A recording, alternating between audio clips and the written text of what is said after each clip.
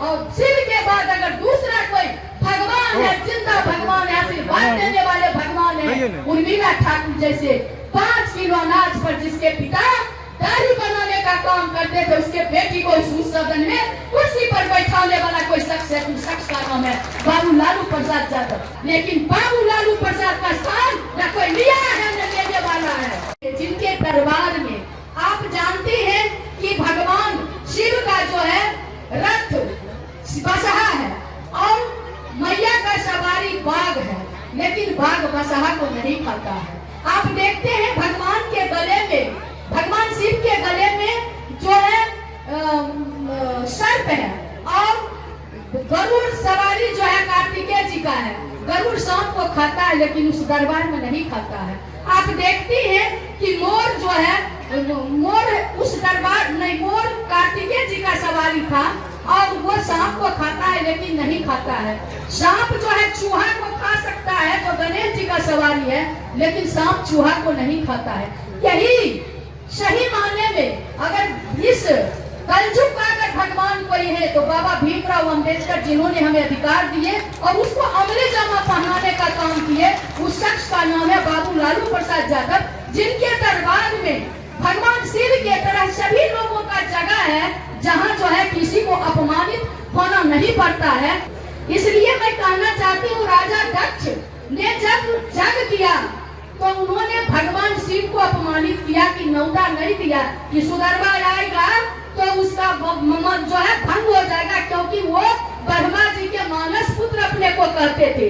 इसलिए माँ बहन पूजा करती है, ठीक है, मैं भी पूजा करती हूँ, लेकिन कुछ चीज को, इतिहास को जान लीजिए, समझ लीजिए, जानो तब जानो, जानिए तब पूजा करिए।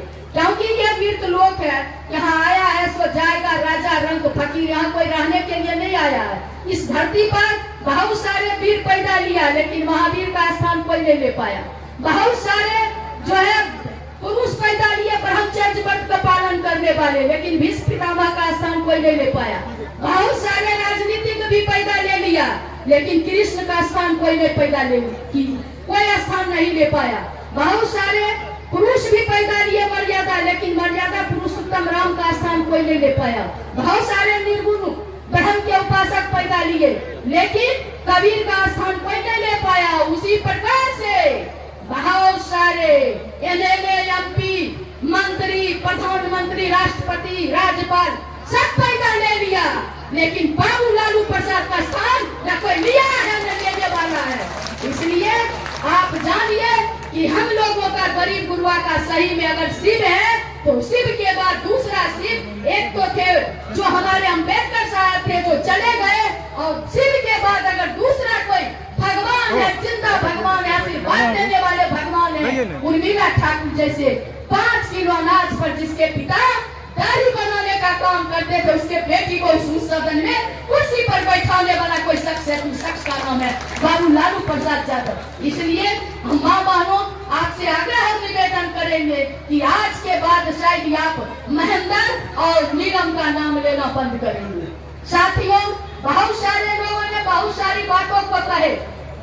लोग कहते हैं हमेशा हमारे आदरणीय नेता, इस देश, राज्य ही नहीं, देश का सबसे युवा प्रभावशाली नेता बाबू तेजस्वी प्रसाद यादव है, जो कहते हैं वो करते हैं। और जितना दूर धरती देख रहे हैं, दिखाई पड़ रहा है, इस धरती पर पहला व्यक्ति बाबू लालू प्रसाद यादव जी। भारत कौन कहता है? दुनिया के सबसे बड़े समाजवादी नेता है, जिन्होंने हमेशा गरीब गुरबा, दलित, पिछड़ा, जिसका समाज में कोई पूछने वाला नहीं था, उनके बहू बेटियों और बेटा बेटी को सत्ता में भागीदारी देने का काम किए। बहुत सारे साथी ने बहुत सारे बातों को बताए।